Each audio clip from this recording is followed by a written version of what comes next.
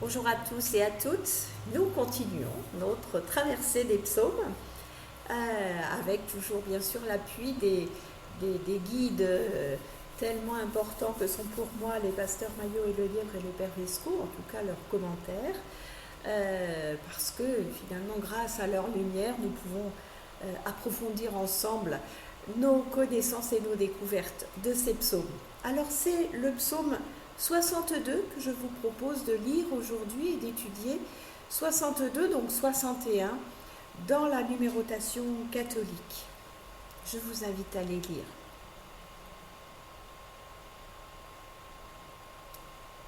Voilà, alors c'est encore, si j'ose dire, un psaume de confiance qui nous est proposé aujourd'hui. Et le titre contient un terme tout à fait mystérieux, Yedutun, qu'on trouve aussi au psaume 39. Alors on y voit un nom commun qu'on pourrait traduire par confession ou action de grâce, mais on a aussi proposé d'y voir l'indication de la mélodie ou du ton sur lequel le psaume était chanté. Donc vous voyez bien qu'on ne sait pas du tout de quoi il en retourne en réalité, c'est par rapprochement par rapport à d'autres mots, et puis par logique aussi. Les versets 2-3 expriment une belle protestation de confiance, suivie toutefois d'une plainte au verset 4 et 5. Mais la protestation de confiance reprend au verset 6 à 8, suivie par une exhortation au verset 9 à 13. On y retrouve des thèmes bien connus dans la littérature de la sagesse, comme celui de la vanité, lisez Coëlette ou l'Ecclésiaste, vanité des vanités, ou celui de la rétribution, cher aux sages d'Israël. Il s'adresse à un auditoire plus comme un enseignement ou une prédication qu'une prière. Seul le verset 13 s'adresse directement à Dieu. On y trouve 6 fois l'adverbe vraiment. C'est unique dans le psautier, c'est bien donc d'une expérience personnelle que souhaite témoigner avec force et conviction le psalmiste. Le thème du silence traverse tout le psaume. Le premier volet de ce psaume oppose le silence du psalmiste au mensonge des impies. Et le second volet oppose ce même silence à la parole de Dieu. On y trouve un refrain au verset 2, 3 et 6, 8, traité avec la même liberté que celle que nous avons déjà rencontrée, c'est-à-dire pas scrupuleusement identique au premier refrain. Le second apporte une progression finalement dans l'affirmation de la confiance en Dieu. Je vous invite à les relire. Donc versets 2, 3 et 6, 8. On y parle dans ce psaume du poids de la gloire de Dieu dont nous avons déjà parlé, nous l'avons évoqué. Et ce poids se communique au psalmiste. Il ne chancellera pas. Il est presque inébranlable, dit notre premier refrain, ce qui vous dit quelque chose de la progression au second. Les versets 4 et 5 décrivent l'attitude des ennemis. Le verbe, traduit par le Père Vesco par se ruer, est un apax, c'est-à-dire c'est un verbe qu'on ne trouve qu'une fois. Alors c'est très difficile de traduire un verbe qu'on ne trouve qu'une fois. Il donne donc lieu à des traductions diverses. Être en tumulte, comploter contre, abattre. Évidemment, le contexte nous dit quand même des choses. Le psalmiste se sent en tout cas menacé, et ce d'autant plus qu'il est comme un mur qui s'effondre, une clôture penchée. Ce mur qui s'effondre s'oppose bien sûr à la forteresse que Dieu représente pour lui. Ce n'est donc pas sur sa propre force que le psalmiste peut compter dans la détresse, mais Dieu l'empêchera de chanceler jusqu'à la chute. Le jusqu'où vise à la fois le temps et l'espace. Jusqu'où, ça veut dire jusqu'à quand finalement, en même temps. Allez-vous longtemps, traduit la Tobe, donc en choisissant le temps. Mais en fait, on a les deux. Jusqu'où, jusqu'à quel point dans l'espace, jusqu'à quel point dans mon histoire et jusqu'à quand. La hauteur d'où le psalmiste risque d'être chassé pourrait être sa situation sociale élevée. Quant aux ennemis, le mensonge qui les caractérise tient de l'hypocrisie. Ils bénissent des lèvres et maudissent du cœur. Les versets 6 à 8, donc la reprise transformée du refrain, nous l'avons dit, le psalmiste n'affirme plus, il exhorte son âme au silence. Il réaffirme toutefois sa confiance, il ne chancellera pas. Dieu est le roc de sa force, ce qui signifie un roc fort. Mais en même temps, cela peut nous suggérer que c'est en Dieu que le psalmiste puise sa force. Une tradition rabbinique veut qu'un rocher accompagnait le peuple dans le désert. Et ceci d'ailleurs est repris par Paul dans la première épître aux Corinthiens au chapitre 10, le verset 4. La Septante, quant à elle, traduit joliment « Dieu de mon secours et de mon espoir ». Au verset 9, le psalmiste s'adresse explicitement au peuple. Il invite toute l'assemblée à faire sienne la confiance qui le lie à Dieu, quelles que soient les circonstances présentes. Épreuve ou prospérité. Son expérience personnelle nourrit le témoignage de sa foi.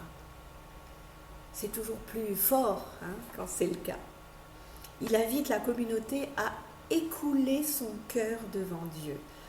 Quelle belle expression que celle-là, qui signifie lui confier tous ses désirs et tous ses espoirs. C'est finalement faire ce que font tous les psalmistes au fil de notre psautier, c'est-à-dire dire à Dieu les choses telles qu'on les vit, telles qu'on les ressent, en toute liberté et sans censure. On a vu que des horreurs pouvaient se dire devant Dieu. Et cette ouverture, nous l'avons vu, est bénéfique déjà à celui qui prie. Ce verbe, donc écouler, s'emploie d'ailleurs tout à fait concrètement pour l'écoulement de l'eau ou du sang. Il prend ici une belle valeur métaphorique dans le champ de la spiritualité. Au verset 10, nous retrouvons le thème cher à Qoéleth, celui de la vanité. Et c'est le même mot qui est utilisé, c'est Evel. Evel, c'est la même racine que le prénom Abel. Vous voyez que notre pauvre Abel, il n'avait pas beaucoup de densité face à son frère. Le psalmiste parle des fils d'humains. La distinction entre fils d'homme et fils d'humain n'est pas aisée à faire, la distinction de sens.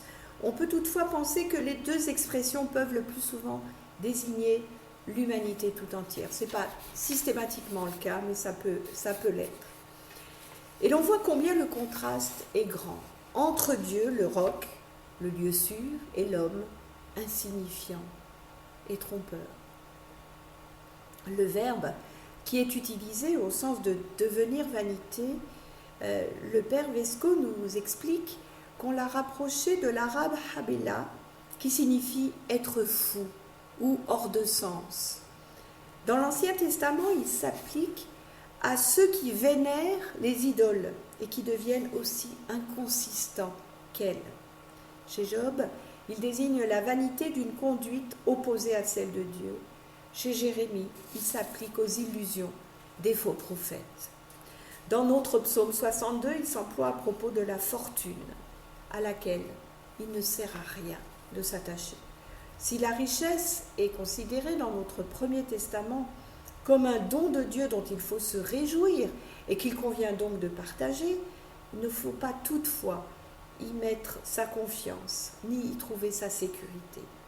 Et ça reste valable aujourd'hui, bien sûr. Une autre caractéristique de l'homme, selon ce psaume, eh bien, c'est le mensonge. Il peut s'appliquer aux idoles. La Bible dénonce dans le mensonge son absence de réalité, du coup son vide, puisque ça ne s'appuie sur rien de réel. Il est question, au verset 10, de la pesée. Alors, on pense ici, bien sûr, à l'imagerie égyptienne, où l'on voit le cœur du mort sur un plateau de la balance et sur l'autre, le symbole de la vérité. Ici, le jugement ne se fait pas après la mort, mais l'évaluation est faite dès ici-bas, au jour le jour, aurais-je envie de dire.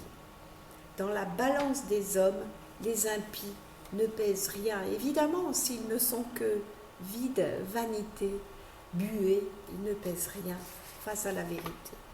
On comprend dès lors encore mieux ce besoin de la gloire de Dieu, puisque c'est elle qui pèse, c'est elle qui donne du poids pour faire pencher la balance.